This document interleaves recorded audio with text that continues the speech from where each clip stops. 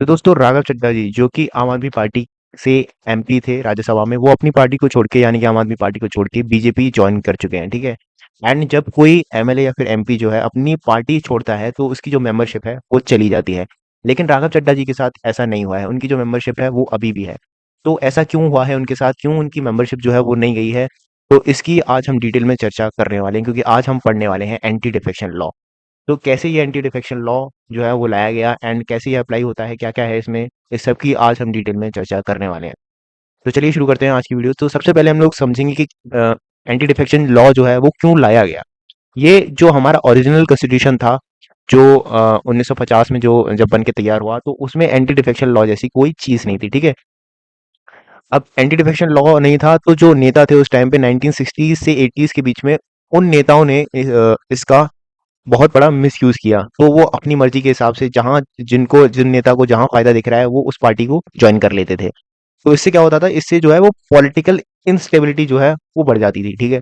तो political instability बढ़ती थी और हॉर्स ट्रेडिंग वगैरह ये सारी जो चीजें हैं वो सामने निकल के आ रही थी। तो एक जो नेता थे उस टाइम पे, जिनका नाम था गयालाल। अब इन्होंने तो हद ही कर दी थी, मतलब 15 दिन में इन्होंने तीन तीन पार्टियां बदल डाली। तो इस पार्टी में नहीं तो उस पार्टी में, वहां से निकल के किसी दूसरी पार्टी में पहुंच गए। तो ये जो सारी चीजें हैं वो बड़े पैमाने पे चल रही थी 1960 से 80s के बीच में। अब इन सारी जो चीजें हैं उसको रोकने के लिए एंटी डिफेक्शन लॉ जो है वो लाया गया। ठीक है। तो ये क्यों लाया गया, क्योंकि पॉलिटिकल इंस्टेबिलिटी जो है वो रोकनी थी। जो गवर्नमेंट है वो कोलैप्स कर सकती थी, क्योंकि मान लीजिए किसी गवर्नमेंट को सर्टेन अमाउंट ऑफ मेजोरिटी चाहिए गवर्नमेंट बनाने के लिए। लेकिन क्या हो कि जो अपोजिशन पार्टी है वो पैसा देके उसके एमएलए वगैरह है जो, या फिर जो एमपीज हैं उनको खरीद के अपनी तरफ मिला ले, तो वहां पर जो है वो गवर्नमेंट जो है वो कोलैप्स कर जाएगी। तो ये जो सारी जो चीजें हैं इफेक्ट कर रही थी डेमोक्रेसी को अल्टीमेटली, क्योंकि लोगों ने चुन के भेजा था नेता को और किसी पार्टी के सिंबल पे चुन के भेजा था। लेकिन ये जो है वो अपने हिसाब से पार्टी चेंज कर रहे थे, तो ये जो है वो अल्टीमेटली डेमोक्रेसी को इफेक्ट कर रहा था। ठीक है। तो करप्शन एंड हॉर्स ट्रेडिंग ये सारी जो चीजें हैं उसको बढ़ावा मिल रहा था, क्योंकि कोई एंटी डिफेक्शन लॉ नहीं था। तो इन सारी चीजों को एड्रेस करने के लिए 52nd कॉन्स्टिट्यूशनल अमेंडमेंट लाया गया, जिसके थ्रू 10th शेड्यूल जो है वो ऐड किया गया अपने संविधान में। ठीक है। तो अपने कॉन्स्टिट्यूशन में 10th शेड्यूल जो है वो ऐड किया गया through 52nd constitutional amendment act. And 1985 में ये आया था। ठीक है। तो 1980s के बीच में ये जो सारी चीजें हैं वो बड़े पैमाने पे चल रही थी, तो इसको बचने के लिए 1985 में 52nd कॉन्स्टिट्यूशनल अमेंडमेंट एक्ट लाया गया, जिसके थ्रू एंटी डिफेक्शन लॉ जो है वो ऐड किया गया अपने कॉन्स्टिट्यूशन में। एंड 10th शेड्यूल में इसको डाला गया। ठीक है। तो 10th शेड्यूल क्या है, एंटी डिफेक्शन लॉ है। तो अब हम जो है वो इसकी और डिटेल में चर्चा करते हैं। तो 52nd कॉन्स्टिट्यूशनल अमेंडमेंट एक्ट के थ्रू इसको लाया गया कॉन्स्टिट्यूशन में, 10th शेड्यूल को जो है वो ऐड किया गया। एंड 1985 में ये आया था। फिर एक और कॉन्स्टिट्यूशनल अमेंडमेंट एक्ट आता है 2003 में, जो कि 91st कॉन्स्टिट्यूशनल अमेंडमेंट एक्ट होता है। उसमें इसको थोड़ा और मॉडिफाई किया जाता है, जिसकी हम लोग बाद में चर्चा करेंगे। ठीक है। तो इसको 10th शेड्यूल जो है उसको पॉपुलरली किस नाम से जानते हैं, एंटी डिफेक्शन लॉ के नाम से जानते हैं। तो इसके ऑब्जेक्टिव्स की बात करें कि जो एंटी डिफेक्शन लॉ था उसके क्या ऑब्जेक्टिव्स थे, क्यों लाया गया, तो वो हम लोग पहले ही चर्चा कर चुके हैं कि क्योंकि पॉलिटिकल स्टेबिलिटी जो है वो इससे इफेक्ट हो रही थी। तो इसके लिए पॉलिटिकल स्टेबिलिटी हो जाए, इसके लिए ये एंटी डिफेक्शन लॉ लाया गया। अनएथिकल जो डिफेक्शंस हो रहे थे, जो हॉर्स ट्रेडिंग वगैरह हो रही थी, पैसे ले दे के एमएलए खरीद रहे हैं, एमपी खरीद रहे हैं, तो ये सारी जो चीजें हैं वो ना हो, इसलिए एंटी डिफेक्शन लॉ लाया गया। एंड पार्टी डिसिप्लिन जो है उसको स्ट्रेंथन करने के लिए, यानी कि जैसा पार्टी ने बोल दिया वैसा तुम लोगों को वो करना पड़ेगा। जैसे किसी बिल पे मान लो वोटिंग होती है एंड ए पार्टी जो है वो बोलती है कि तुम्हें बिल के अगेंस्ट में वोट करना है, जितने भी पार्टी के मेंबर्स हैं तो वो अगेंस्ट में ही वोट कर सकते हैं। ठीक है। अगर उन्होंने बिल का समर्थन कर दिया तो उनकी जो मेंबरशिप है वो रद्द हो सकती है। ठीक है। फिर यानी जो मैंडेट ऑफ वोटर्स है उसको भी इंश्योर करने के लिए ये भी एक उसका ऑब्जेक्टिव था, क्योंकि जो वोटर्स हैं वो क्या देख के वोट कर रहे हैं, अक्सर क्या होता है कि किसी सिंबल को देख के वोट करते हैं कि ये इस पार्टी पर्टिकुलर पार्टी को हम लोग वोट कर रहे हैं। और बाद में फिर अगर जो व्यक्ति जो चुन के आता है वो अपनी पार्टी बदल लेता है, तो ये वोटर्स के लिए क्या है, एक तरीके से धोखा हो जाएगा उनके साथ। तो ये सारी चीज़ों की वजह से ये एंटी डिफेक्शन लॉ लाया गया। अब हम इसकी चर्चा करते हैं कि कैसे जो है वो मेंबरशिप जाती है और किस तरीके से जो डिस्क्वालिफिकेशन है वो यहाँ पर अप्लाई होता है। तो यहाँ पे डिस्क्वालिफिकेशन के 4 केसेस बनते हैं और चारों को ही हम लोग बात करते हैं। तो सबसे पहले है वॉलंटरी गिविंग अप मेंबरशिप, यानी कि जो एमएलए या फिर एमपी है वो अपनी पार्टी जो है वो छोड़ देता है। तो अगर उसने अपनी पार्टी जो है वो छोड़ दी, पार्टी लीव कर दी, तो उसकी जो मेंबरशिप है वो भी चली जाएगी। ठीक है। तो कोई इंडिविजुअल मेंबर पार्टी का किसी का वो अपनी पार्टी को छोड़ देता है तो उसकी जो एमएलए या फिर एमपी की मेंबरशिप है वो चली जाएगी। ठीक है। तो ये एक केस बन सकता है। तो ये पहला केस हो गया। अब दूसरे केस में क्या हो सकता है, voting against party whip, party ने जो बोल दिया उसके खिलाफ अगर उसने कुछ जो वोटिंग कर दी तो उसकी मेंबरशिप जा सकती है। जैसा हम लोगों ने पिछले केस में देखा था कि अगर ए पार्टी ने बोला है कि पर्टिकुलर बिल को जो है हमें सपोर्ट करना है, ठीक है, यस बोलना है उसके लिए, अगर इस व्यक्ति ने, ए पार्टी के किसी व्यक्ति ने बोल दिया, वोट कर दिया नो पे, तो उसकी जो मेंबरशिप है वो जा सकती है। हालांकि जो पार्टी है उसको माफी भी दे सकती है, ठीक है, तो वो कंडोन कर सकती है इसको, जो पर्टिकुलर व्यक्ति है उसको, ठीक है, तो पार्टी के ऊपर है वो उसको माफी दे रही है या फिर नहीं दे रही है। तो यहाँ पर पूरे पूरे चांसेस हैं कि उसकी मेंबरशिप जा सकती है। तो पार्टी के खिलाफ अगर कोई व्यक्ति जाता है, एमएलए या फिर एमपी, देन उसकी जो मेंबरशिप है वो जा सकती है। या फिर वो वोटिंग ही ना करे, तो जैसे मतलब पार्टी ने बोला है कि तुम्हें वोट देना ही देना है एंड यस पे देना है, और जो व्यक्ति है वो वोटिंग ही नहीं करता, देन तभी उसकी जो मेंबरशिप है वो जा सकती है। एंड फिर तीसरा केस जो है वो है इंडिपेंडेंट मेंबर्स का। तो इंडिपेंडेंट मेंबर्स जो है वो कौन होते हैं, जो कि निर्दलीय चुनाव लड़के आते हैं, जो कि किसी पार्टी के सिंबल पे चुनाव नहीं लड़ते, ठीक है। तो जैसे मान लीजिए मैं इलेक्शंस में खड़ा हो गया एंड किसी भी पार्टी से नहीं खड़ा हुआ, मैं इंडिविजुअली जो है वो इंडिपेंडेंट कैंडिडेट के तौर पे चुन के आ जाता हूँ।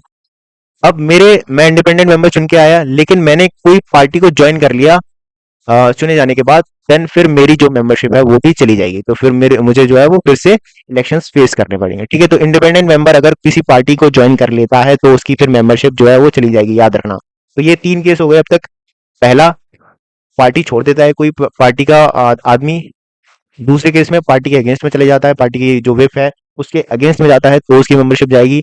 तीसरे केस में जो निर्दलीय नेता जो चुन के आया है वो किसी पार्टी को ज्वाइन कर लेता है तो उसकी मेंबरशिप जो है वो चली जाएगी। एंड चौथा केस जो है वो है नॉमिनेटेड मेंबर्स का। अब नॉमिनेटेड मेंबर्स जो है वो चुने हुए नहीं होते, यानी कि जो वो इलेक्शंस नहीं लड़ते, उनको नॉमिनेट किया जाता है थ्रू, मतलब जो अगर पार्लियामेंट की हम लोग बात करें तो प्रेसिडेंट नॉमिनेट करते हैं, एंड स्टेट गवर्नमेंट में कौन नॉमिनेट करता है, गवर्नर। तो नॉमिनेटेड मेंबर्स के केस में क्या होता है, उनको टाइम दिया जाता है 6 मंथ्स का। तो 6 महीने के अंदर अंदर अगर उन्होंने कोई पार्टी जो है वो ज्वाइन कर ली तो कर ली, अगर 6 महीने के बाद में वो ज्वाइन करेंगे किसी पार्टी को, देन उनका जो है वो उनको डिस्क्वालीफाई कर दिया जाएगा, ठीक है। तो जितने भी नॉमिनेटेड मेंबर्स होते हैं उनके पास 6 महीने का टाइम दिया जाता है उनको, चाहे तो कोई पार्टी ज्वाइन कर लो, नहीं करना चाहते तो मत करो, लेकिन 6 महीने के बाद अगर कोई पार्टी ज्वाइन करोगे तो फिर तुम्हारी मेंबरशिप जो है वो चली जाएगी, ठीक है। तो ये तुम लोग याद रखना, चारों केसेस इंपॉर्टेंट हैं। एंड यहाँ पर जो है वो सबसे बड़ा जो खेल है वो कहाँ पे होता है, यहाँ पर मर्जर में, ठीक है। तो यहाँ पर ये जो है वो हमारे करंट सिनेरियो से मैच करेगा, जो कि राघव चड्ढा जी वाला केस है। तो राघव चड्ढा जी जिन्होंने अभी पार्टी चेंज की है, आम आदमी पार्टी से बीजेपी में ये आए हैं, लेकिन ये अकेले नहीं आए हैं, ये अपने साथ 6 और एमपीज लेके आए हैं। तो टोटल ये लोग 7 लोग हो गए, ठीक है। तो ये 7 लोग जो है आम आदमी पार्टी छोड़ के बीजेपी ये ज्वाइन कर चुके हैं। तो इसलिए इनकी जो मेंबरशिप है वो नहीं गई, क्योंकि जो एंटी डिफेक्शन लॉ में क्या कहता है कि अगर 2/3 मेंबर से ज्यादा अगर पार्टी को छोड़ते हैं तो उनकी जो मेंबरशिप है वो नहीं जाएगी, ठीक है। तो स्प्लिट जो है वो अलाउड है, मास डिफेक्शन अलाउड है, मास लेवल पे तुम लोग पार्टी को छोड़ के कोई दूसरी पार्टी ज्वाइन कर सकते हो या फिर नई पार्टी बना सकते हो। तो 2/3 से ज्यादा, अब यहाँ पर नंबर क्या है, 2/3 से ज्यादा।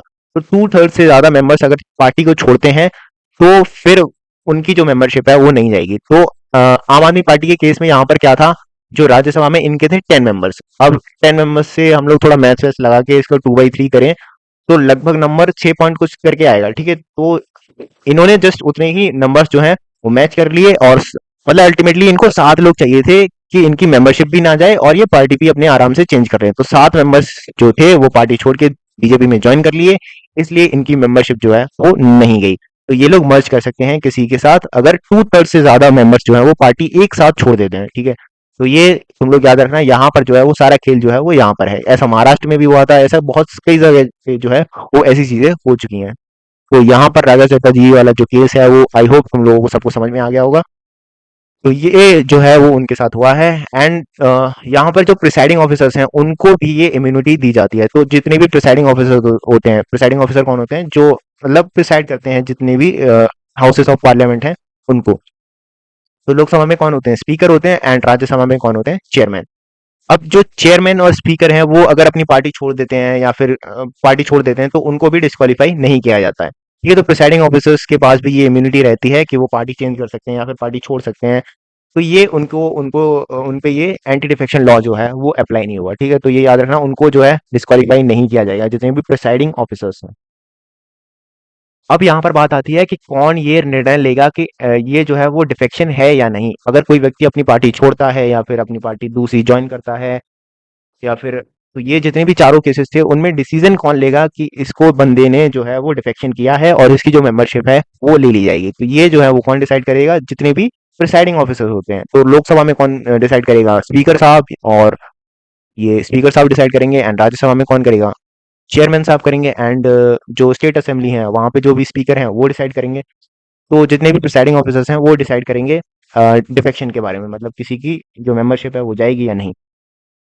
एंड सबसे इम्पोर्टेंट बात, तो हम लोग बात करें तो जो स्पीकर का डिसीजन है क्या उसके लिए जुडिशियल रिव्यू लिया जा सकता है, यानी कि कोर्ट में उसको चैलेंज किया जा सकता है कि बंदे ने जो डिस्क्वालीफाई किया है किसी मेंबर को वो सही किया है या नहीं किया गया है, या फिर कुछ गलत इंटेंशन से किया गया है। क्योंकि जनरली जो स्पीकर होता है वो थोड़ा बायस्ड होता है गवर्नमेंट के साइड में। तो ऐसा तो नहीं है कि गवर्नमेंट की वजह से, वो बायसनेस की वजह से उन्होंने कोई मेलाफाइड करके, मतलब गलत इंटेंशन से बंदे को किसी को डिस्क्वालीफाई कर दिया या फिर किसी को बचा लिया।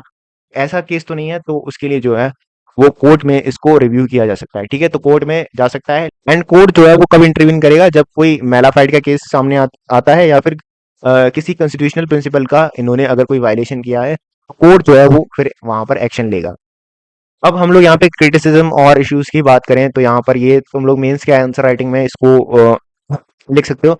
सबसे पहला तो स्पीकर्स बायस, क्योंकि डिसीजन किसका होता है, स्पीकर का। एंड स्पीकर जो है वो फिर अपने बायसेस के साथ में यहाँ पर कुछ भी निर्णय ले सकता है, क्योंकि जनरली ऐसा होता है कि जो स्पीकर है वो गवर्नमेंट की साइड जो है वो थोड़ा बाइस्ड होता है, तो वो उसके हिसाब से डिसीजन ले सकता है। तो ऐसी जो चीजें हैं वो क्रिटिसिज्म में आ जाएंगी इसके। फिर डिले इन डिसीजंस, अब यहाँ पर कोई टाइम लिमिट नहीं दी गई है। जो हमारा 10th शेड्यूल है उसमें कोई टाइम लिमिट नहीं दी गई है कि किसी केस को जो प्रिसाइडिंग ऑफिसर है, प्रिसाइडिंग ऑफिसर है यानी कि जो स्पीकर हैं, उनको इसके अंदर अंदर इसके बारे में कोई निर्णय लेना है। तो वो कोई टाइम लिमिट नहीं दी गई है। तो ये भी फिर उसी में आ जाता है कि स्पीकर का बायसनेस हो सकती है वहां पे, वो देख ही नहीं रहे मैटर को। तो ये भी यहाँ पर जो है वो चीजें हो सकती हैं। फिर वीक इंट्रा पार्टी डेमोक्रेसी, अब भाई किसी बंदे को किसी दूसरी पार्टी का कोई बिल जो है वो पसंद आ जाता है, यानी कि, तो जैसे हम लोग अभी के केस की बात करें तो बीजेपी जो है, जिसकी अभी जो है वो सरकार है, वो कोई बिल इंट्रोड्यूस करती है। एंड जो बिल जो है वो किसी हाउस में इंट्रोड्यूस करती है। एंड किसी कांग्रेस के मेंबर को, मेंबर ऑफ पार्लियामेंट को, ये बिल जो है वो पसंद आ जाता है। लेकिन वो अब इसके अ, लेकिन जो कांग्रेस का मेंबर है वो अब इसके समर्थन में वोट नहीं कर सकता, क्योंकि यहाँ पर जो है वो वेप इशू हो जाएगी। एंड वेप इशू हो गई तो फिर ये जो मेंबर है जिसको ये बीजेपी वाला बिल जो है वो पसंद आया है, तो इसकी मेंबरशिप जो है वो जा सकती है। तो इंट्रा पार्टी जो डेमोक्रेसी है यहाँ पर, उसके लिए भी ये चैलेंज है। ठीक है, तो यहाँ पर इसका जो है वो क्रिटिसिज्म किया जा सकता है। एंड जो हम लोग एक तरीके से कह सकते हैं जो स्पीच एंड एक्सप्रेशन है जो एमएलए या फिर एमपी की, उसको भी थोड़ा इफेक्ट कर रहा है ये एंटी डिफेक्शन लॉ, क्योंकि उसका पर्सनल तो खुद का कुछ बचेगा ही नहीं अगर वो किसी पार्टी में ज्वाइन कर लेता है। ठीक है, उसकी मर्जी नहीं चलेगी, अब पार्टी की मर्जी चलेगी। तो ये अल्टीमेटली फिर स्पीच एंड एक्सप्रेशन और जो उसकी वो है उसका जो विवेक है उसको इस्तेमाल करने से रोक रहा है ये एंटी डिफेक्शन लॉ। तो ये हम लोग इसमें क्रिटिसिज्म में लिख सकते हैं।